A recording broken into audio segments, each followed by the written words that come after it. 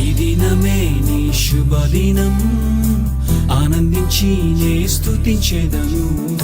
Hallelujah, praise the lord. దేవత దేవునికి మహిమ ఘనత ప్రభావాలు కలుగును గాక. ప్రియమైన దేవత దేవుని బిడ్డలారా, ఎలా ఉన్నారు? మరొక శుభదినాన ఈ ఉదయకాల సమయమున వాక్యాన్ని వినుటకు సిద్ధపడిన మీకు ప్రేమపూర్వకమైన ఆహ్వానము. మీరు దేవుని వాక్యాన్ని వింటూ మీ యొక్క జీవితాలను కట్టుకుంటూ ఆత్మీయంగా ఎన్నో మేలులు పొందుచు బలపడుచు ఉన్నారని నమ్ముచు మరొక దినములోనికి ఆహ్వానము. ఈ యొక్క దినమున దేవుడు మరొక్కసారి ఇంకొక విశేషమైన వాక్యపు సంగతితో మనల్ని నింపి ఆయన బహుగా ఆశీర్వదించి దీవించాలని కోరుకుంటూ ఉన్నాడు.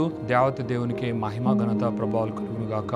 మరి యేసు క్రీస్తును సిలువ వేసిన తరువాత ఆ విధముగానే ఆయన వేలాడుచు ఆత్మను తండ్రికి అప్పచెప్పుకొని ఆయన ప్రాణాన్ని విడిచిన తరువాత సిలువపై ఆ విధముగానే ఉండగా తర్వాత ఏం జరిగిందో ఒక విశేషమైన సంగతిని ఈ దినమును మనం తెలుసుకుందాం. దేవత దేవునికే మహిమ ఘనత ప్రభావాలు కలుగును గాక. హల్లెలూయా. మరి ఆ దినములలో లేఖనములు చెప్పబడిన రీతిగా మనకు పాత నిబంధన గ్రంథంలోనే ధర్మశాస్త్ర ప్రకారము మనకు ముందుగానే వ్రాయబడిన కొన్ని కీలకమైన వాక్యాలు ఉన్నాయి. అవేంటంటే, ఎవరైనా సరే మరణ శిక్ష పడేంతగా ఎవరైనా పాపం చేసి వారు సిలువ వేయబడితే మరి అలాంటి వారు ఇంకా ఆ యొక్క దినము గతించిపోకనే వారు సిలువలో ఆ విధముగా వ్రేలాడబడకుండా వారు దించివేయబడి వారు సమాధి చేయబడాలి. అది ధర్మశాస్త్రంలో వ్రాయబడిన ఒక వాక్యముగా మనం చూడగలము. ఎందుకంటే మ్రాను మీద వ్రేలాడువాడు శాపగ్రస్తుడై ఉన్నాడు అని దేవుని వాక్యం సెలవిస్తుంది. మరి అలాంటి వాడు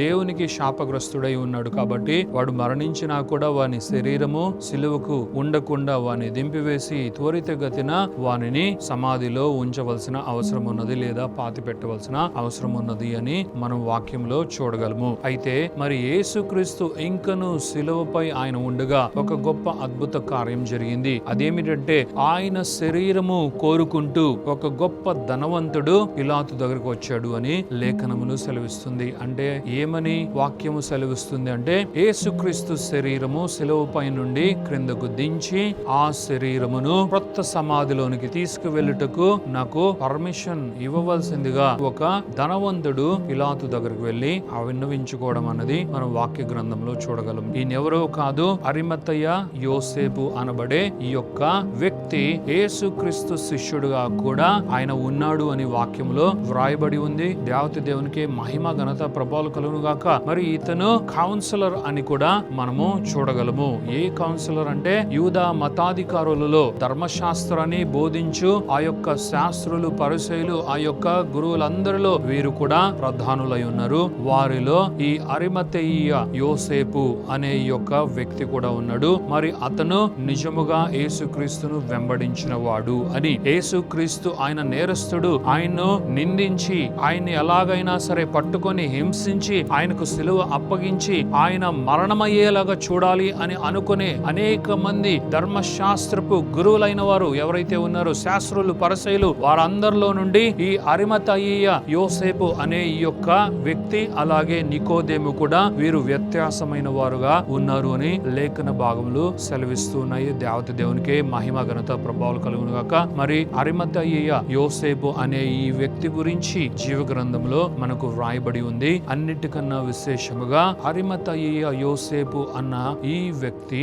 ఈ యేసయ్య శిష్యుడు. ఇంకా చెప్పాలి అంటే, సీక్రెట్ గా యేసయ్యను వెంబడిస్తున్న ఈ శిష్యుని గూర్చి లేఖనములలో కొన్ని వేల సంవత్సరముల క్రితమే ముందుగా ఒక ప్రవచనము ప్రవచింపబడింది. అదేంటంటే, తండ్రి అయిన దేవత దేవుని యొక్క కుమారుడైన యేసుక్రీస్తు మనుష్య కుమారుడు ఆయన దొంగల మధ్యలో వేలాడదీయబడతాడు, ఆయన చంపబడతాడు, అలాగే ధనవంతుని సమాధిలో ఆయన్ను పెట్టడం జరుగుతుంది అన్న ఈ యొక్క ప్రవచనము కూడా అరిమతయ్య యోసేపు ద్వారా ఇది నెరవేర్చబడులాగున ఒక ప్రవచనం ఉంది. ఈ ప్రవచనం యేసుక్రీస్తు గురించే అయినా దీని యొక్క ఫుల్ఫిల్మెంట్ లో ఈ యోసేపు పాల్గొనడం అన్నది నిజముగా ఆశ్చర్యకరము. దేవత దేవునికి మహిమ ఘనత ప్రభావాలు కలుగును గాక. దీని ద్వారా దేవుడు ఏం తెలియపరుస్తున్నాడు తెలుసా? ప్రియమైన దేవత దేవుని యొక్క బిడలారా, నీ జీవితంలో దేవుడు విడుదల చేసే దర్శనములు నెరవేర్చబడాలి. నీ జీవితంలో ఆయన యొక్క ప్రవచనములు నెరవేర్చబడాలి. అరిమతయి యోసేపు జీవితంలో కూడా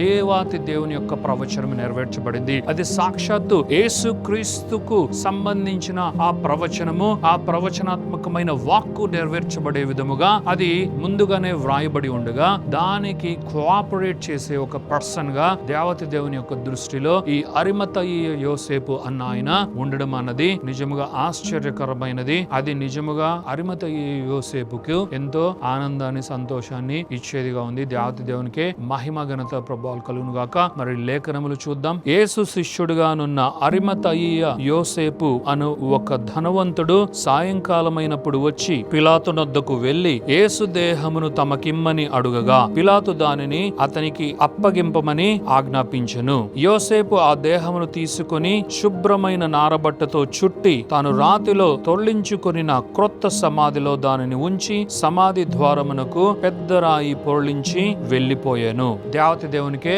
మహిమ, ఘనత, ప్రభావాలు కలుగును గాక. మరి అరిమతయి యోసేపు అన్న ఈ వ్యక్తి యేసు క్రీస్తును ప్రేమించిన వ్యక్తిగా, యేసు క్రీస్తును వెంబడించిన ఆయన శిష్యులలో, ఒకవేళ 12 మంది శిష్యులలో ఆయన లేకపోవచ్చేమో, బట్ ఆయన సీక్రెట్ గా వెంబడించిన వారిలో అరిమతయి యోసేపు అన్న ఈ వ్యక్తి ఉన్నాడు. దేవత దేవునికే మహిమ, ఘనత, ప్రభావాలు కలుగును గాక.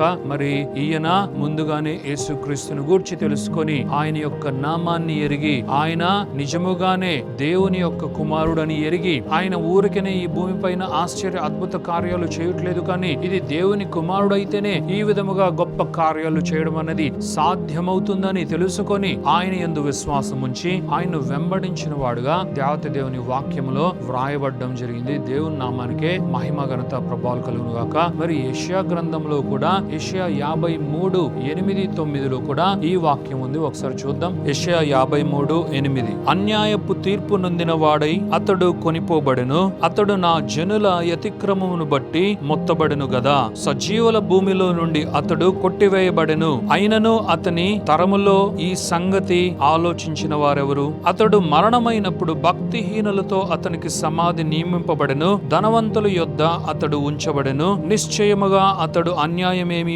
చేయలేదు, అతని నోట ఏ కపటమును లేదు. దేవత దేవునికే మహిమ, ఘనత, ప్రభావాలు కలుగును గాక.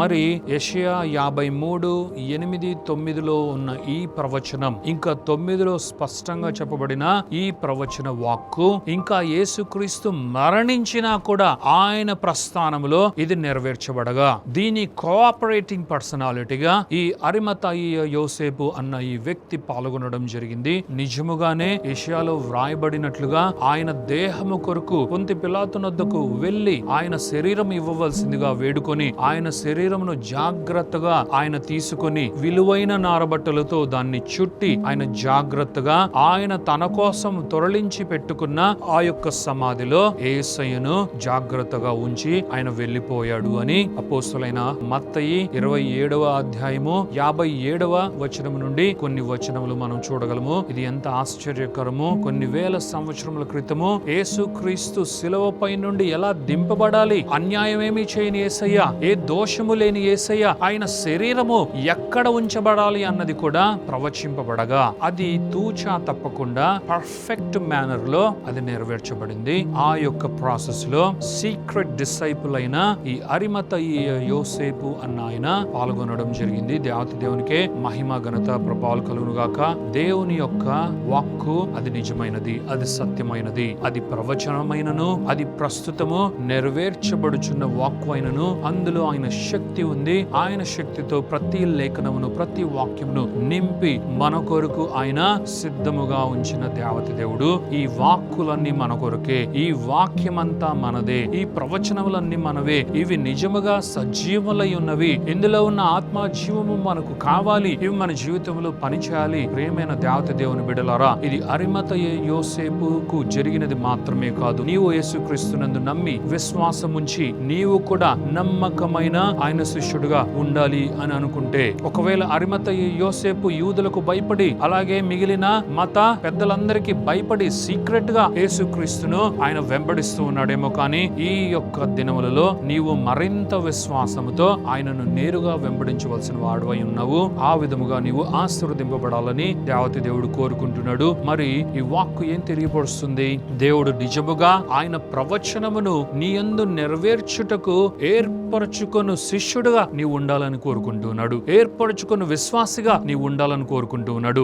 ఆయన ప్రవచనం తప్పక నీ యందు నెరవేర్చబడుతుంది. ఆయన వాక్కు తప్పక నీ జీవితంలో అది నెరవేర్చబడుతుంది. నీవు విశ్వసించు, దేవతి దేవుని యొక్క నామాన్ని నమ్ము, యేసయ్యను నీవు వెంబడించు. ఆయన నీ కొరకు ఏం చేశాడో చూడు. ఆయన నీ కొరకు ఏ విధముగా ప్రయాసపడ్డాడో చూడు. ఏ క్షణమును కూడా విశ్రమించిన వాడుగా మనకు కనిపించడు. ఏ క్షణములో అయినా సరే నీ కొరకు, మనందరి కొరకు ప్రయాసపడిన వాడే యేసయ్య. ఆయన మరణం తరువాత కూడా ఎలాంటి గొప్ప కార్యములు జరిగాయో, చరిత్రలో లిఖింపబడే అలాగే నిలిచిపోయే గొప్ప కార్యములు, అద్భుత ఆశ్చర్య కార్యములు, సంగతులు జరిగాయో ఒక్కసారి ఆలోచించు. దేవతి దేవుని యొక్క ప్రియమైన కుమార్తె, కుమారుడా, నీ జీవితంలో ఈ యొక్క దినమున ఈ వాక్యము నెరవేర్చబడును గాక. అరిమతయ్య యోసేపు వలె నీవు కూడా ఆయన సముఖమునందు వాడబడెదువు గాక. ఆయన రాజ్యము నిమిత్తమై దేవతి దేవుని యొక్క చేతిలో ఒక విలువైన పాత్రగా, ఉపకరణముగా నీవు కూడా వాడబడదువు గాక. ప్రార్థించుకుందాం. Thank you Father, thank you Jesus, thank you Holy Spirit God. దేవా మీకు వందనాలు, యేసయ్య మీకు వందనాలు, పరిశుద్ధాత్మ దేవ మీకు మహిమ ఘనత ప్రభావం చెల్లిస్తున్నాం. ఈ యొక్క శుభ దినాన్ని బట్టి వందనాలు, ఈ నూతనమైన దినాన్ని బట్టి వందనాలు. ఈ ఉదయకాల సమయంలో ఎందరైతే నాయన మీ వాక్కును నాయన వినుటకు సిద్ధపడ్డారో, ఇంతవరకు వాక్యాన్ని వినారో, ప్రతి ఒక్కరూ నాయన ఈ ప్రత్యక్షతతో నింపబడి దీవింపబడరు గాక.